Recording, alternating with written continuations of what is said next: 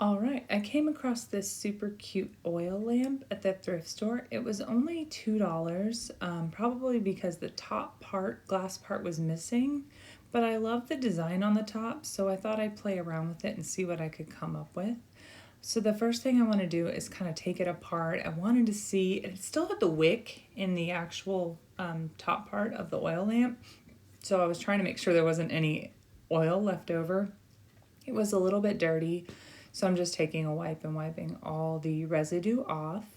But yeah, something like this, it had a good weight to it. It was really well made. And I think, yeah, just missing that glass top. Someone made it, you know, made it to the thrift store. And so I was like, let me see what I can come up with here. So I took a look at the design, and after a while, I decided I wanted to paint it. And I've seen a lot of different videos where people are starting to paint metal trays, metal plates, things like that, all these different pewter, silver, metal pieces. And I feel like there's kind of mixed reviews. Some people say, no, you shouldn't be painting these heirloom pieces, and others really like the way it looks and the new life it gives to the piece. I personally don't mind it. I think it is a fun way to update stuff. And who knows, in a few years, this could make it back to the thrift store, and there could be all these videos out on YouTube about removing paint from plates and these lamps and different things like that. All the metal that we painted over these past years in the future may get may get taken off. So I feel like that's just how style works, and it's an ever evolving thing. So I'm doing pretty good coverage, but I don't mind if any of the design shows through. It had a nice embossed design on it already, and I didn't want to take away from that. So I was trying to be pretty light with the paint coverage, and I know chalk paints can be thicker sometimes.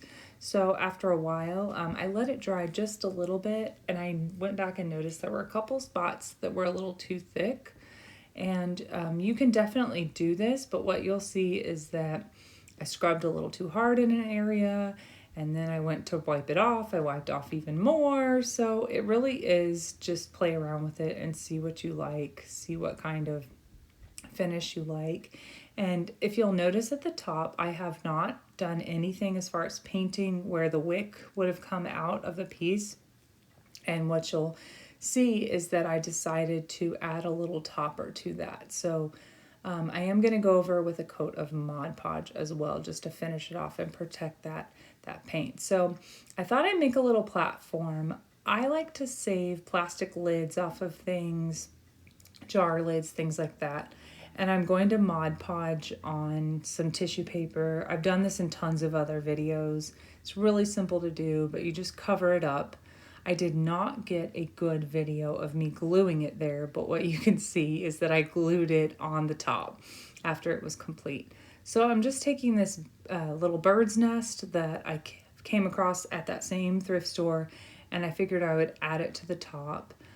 It could have been a candle holder. You could totally add a candle holder on something like this, but I figured a little bird's nest would be super cute and just a fun little touch here. And I thought I would also add some fabric flowers, some little rosettes that I make and usually have these around. So I just thought adding a few of those little embellishments, burlap flowers, things like that, and just playing around with it until I was happy with the way it turned out. And you can add a bird in there, you can add flowers in there, but for now I just like the nest up there on this little platform. So this is pretty much it. I am happy with it, with the way it turned out. And thank you guys so much for watching. Hit that like button if you like what I'm seeing and you want me to do more things like this. Thank you so much, guys.